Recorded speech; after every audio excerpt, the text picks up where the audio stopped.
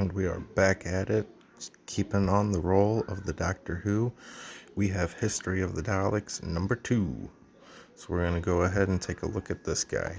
So just like the History of the Daleks number 4 that we reviewed, again, we've got great packaging. If we could get it without all the glare, that would be amazing. But that's probably the best that we're going to get. But great window view there. Obviously, Dalek Invasion of the Earth from 1964.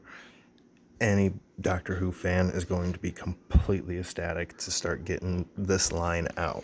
Because, I mean, that story right there, it was one of the best of Hartnell's time with the Daleks. And, they even redid it with the Peter crushing. And, this is just an absolute amazing set to have. Now, just like the other one, we have a history and synopsis and even a little behind the scenes of what went on and everything. Got, of course, a little picture and everything, and as you can see, they even still have their little hovercraft area here and everything. Just immense detail for these figures, and it's so welcoming. So let's go ahead and get this open, pull them out, and take a look at the backdrop included on this one. Just the same as the History of the Daleks number 4, we have got this nice little diorama, backdrop display for them, which is really nice. It's got the Dalek ship landing there. And again, the packaging is just great because you can take these guys out, you can set them back in, put it all back in the box, and it's just great. These guys aren't in there secured super bad or anything like that. I mean, you've got one of these untied in the back, cut it off, whatever. Not a big deal. But this is amazing. I love this just right off the that's what I want to go straight into and everything with these guys. But let's hold off for the excitement and everything, because one of the best parts about these guys, looks like we've got kind of a little, not a big deal, but a little quality concern on this guy. Not a big deal, just a little flat area there rather than being rounded off, but it's fine. Hardly noticeable unless you're staring right at it. But we've got that same articulation as we had on the other guys. We can move around.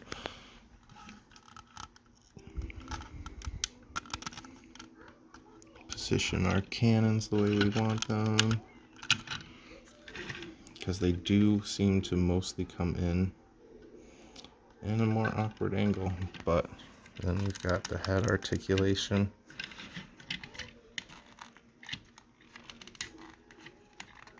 Now they do feel a lot stiff when you first start to try to move them, so just be careful with that. Dalek Eye Stocks, and that's another thing, these eye stocks, every single Dalek has always had a slightly different, every time they update these Daleks, there's always a different eye stock with them every single time in the show. And it's just such a minor detail. They could have easily just been oh, boop, throw a eye stock on there and that's fine, but they didn't. And then you've got their little hover base on these ones, especially because the classic ones, they had that hover base. And it was I believe in the original introduction of the Daleks, it was a magnetic field that repulsed them to allow them to hover over, which is why they made their city out of the metal and everything, so that they could reverse magnetize themselves, so they could hover around and get by. And so that's just such a nice feature to have on these guys, because during the Dalek Invasion of Earth, they updated themselves to where they were no longer magnetized or whatever, and they actually ended up with an all-terrain wheel and everything, I believe, is what they mentioned in there in the episode. But then we've got the saucer. I just love the fact that we've got a saucer Dalek, and then the fact that they gave us the Dalek Supreme from the episode and everything. Just immensely happy with this. And I mean, we have a saucer Dalek here and a Dalek Supreme. It's just really, really exciting for me personally, because I got into Doctor Who with the classics, and just getting these Daleks is just great. Because, like, I mean, like, overall, the Daleks have never changed. There's been very, very minor and minuscule things, which is what the biggest problem was with the reconnaissance Dalek coming in. But that's a whole different gripe. But let's set him up in this backdrop. He just looks great there. And then, like, you know, we cut off that, like, we've got a scene. Like, we straight up have a scene. Like, it's just, like, what they have chosen to do for these backdrops on all these sets so far has just been great. Like, perfect scenery, perfect backdrops. So now they have that extra height from that base. I believe it does give them more height. So let's go ahead and measure these guys out and see what that's looking like.